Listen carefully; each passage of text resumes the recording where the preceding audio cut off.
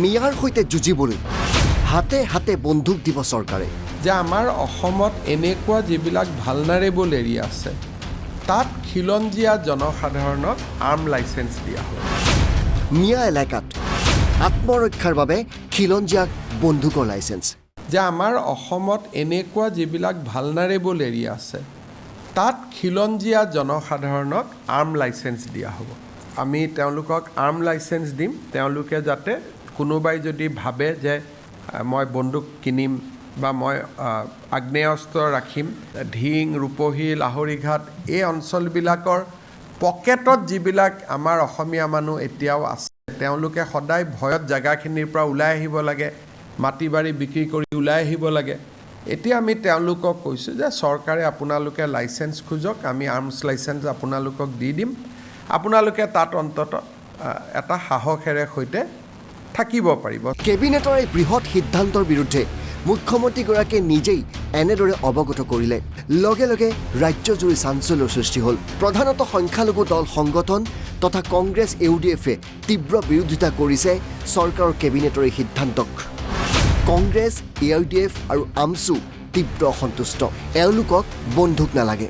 Arms licence Assam কেবিনেটৰ প্ৰেৰগেটিভ নহয়। Arms লাইচেঞ্চৰ এইটোখন ৰাষ্ট্ৰীয় আইন। মোৰো আৰ্মছ আছে। যিটো সময়ত মোৰ জীৱনৰ প্ৰতি ভাবুকি আহিছিল, মই আৰ্মছ এপ্লাই কৰিছিলোঁ। অসম পুলিচে, গৃহ বিভাগে এনকুৱাৰী কৰিছিল আৰু তেওঁলোকে লাইচেঞ্চ দিছিল। আৰু মই দায়বদ্ধ যে মোৰ লগত এটা লাইচেঞ্চ থকা আৰ্মছ আছে, তাৰ ব্যৱহাৰ সম্পৰ্কত, তাৰ প্ৰয়োজনীয়তা সম্পৰ্কত মই দায়বদ্ধ। কিন্তু আজি মুখ্যমন্ত্ৰীয়ে যিটো প্ৰক্ৰিয়াৰে আৰ্মছ লাইচেঞ্চ দিব বিচাৰিছে, আমেৰিকাৰ যিটো গান কালচাৰ, তাত আমি দেখিছিলোঁ স্কুলীয়া ল'ৰা ছোৱালীয়ে কেনেকৈ বন্দুক লৈ গৈ স্কুলত ফটকা ফুটোৱা দি কেনেকৈ বন্দুক ফুটায়। এই পৰিৱেশটো মুখ্যমন্ত্ৰীয়ে কেৱল ৰাজনৈতিক স্বাৰ্থত গোষ্ঠীগত সাম্প্ৰদায়িক এটা বিভাজনৰ ৰাজনীতিত উচতনি দিবৰ কাৰণে কৰিবলৈ বিচৰাটো সংবিধানৰ নামত শপত লোৱা এজন ব্যক্তিৰ বাবে এইটো কিমান সমীচীন হৈছে। আমাৰ মুখ্যমন্ত্ৰী ডাঙৰীয়াই কেইবা বছৰ ধৰি চেষ্টা কৰি আছে অসমত এটা সাম্প্ৰদায়িক সংঘৰ্ষ হওক বুলি। আৰু অসমৰ জনগণক ধন্যবাদ, বিশেষকৈ অসমৰ সংখ্যাগুৰু জনগণ, বিশেষকৈ অসমৰ হিন্দু জনগণক মই ধন্যবাদ জনাওঁ যে মুখ্যমন্ত্ৰীৰ ষড়যন্ত্ৰত তেখেতসকলে ভৰি দিয়া নাই। মুখ্যমন্ত্ৰীৰ দায়িত্ব লৈ পেলাই তেওঁ কৈছিলে সকলোকে সুৰক্ষা দিব, কিন্তু আজি মুখ্যমন্ত্ৰীয়ে কৈছে যে আত্মসুৰক্ষাৰ কাৰণে বন্দুকৰ লাইচেঞ্চ লওক। কিমান ভয়ংকৰ এটা কথা। আমি কৈছোঁ যে যুৱ প্ৰজন্মক চাকৰি দিয়ক, আমি কৈছোঁ যে যুৱ প্ৰজন্মক চাকৰি দিয়ক, আমি কৈছোঁ যে স্কুলবিলাক খোলাওক, মদৰ দোকান কমাওক, আৰু মুখ্যমন্ত্ৰীয়ে কৈছে বন্দুকৰ লাইচেঞ্চ লওক। অত্যন্ত সংবেদনশীল কথা।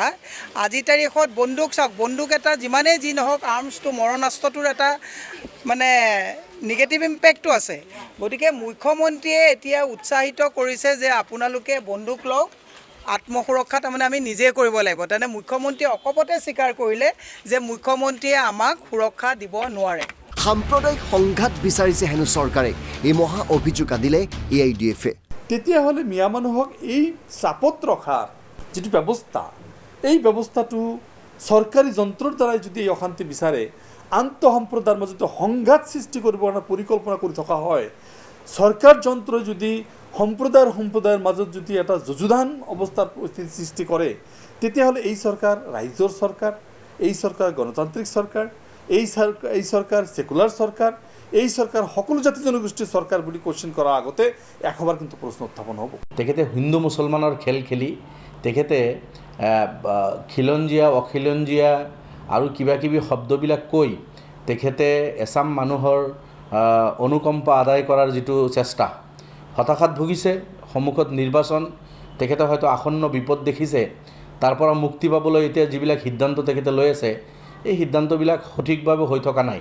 হিমন্ত কেবিনেটৰ এই সিদ্ধান্তৰ দুৰ্ঘোৰ বিৰোধিতা আমছুৰ। যি সময়ত চৰকাৰে মানুহৰ হাতত কলম তুলি দিব লাগে, যি সময়ে মানুহৰ হাতত মানুহৰ হৈ কাম কৰাৰ কথা উঠাই দিব লাগে, যি সময়ত মানুহে অৰ্থনৈতিকভাৱে মানুহখিনিক আগুৱাই লৈ যোৱাৰ কথা ক'ব লাগে, যি সময়ত মানুহে শান্তি সম্প্ৰীতি মিলা প্ৰীতিৰে অসমখন আগুৱাই লৈ যোৱাৰ কথা ক'ব লাগে, সেই সময়ত মানুহক তেওঁক অস্ত্ৰ তুলি দিব কোৱা কথাটো মই ভাবোঁ যে ভাৰতবৰ্ষৰ ইতিহাসত এইজনে মুখ্যমন্ত্ৰী যি দুৰ্ভাগ্যজনক বক্তব্য দিছে।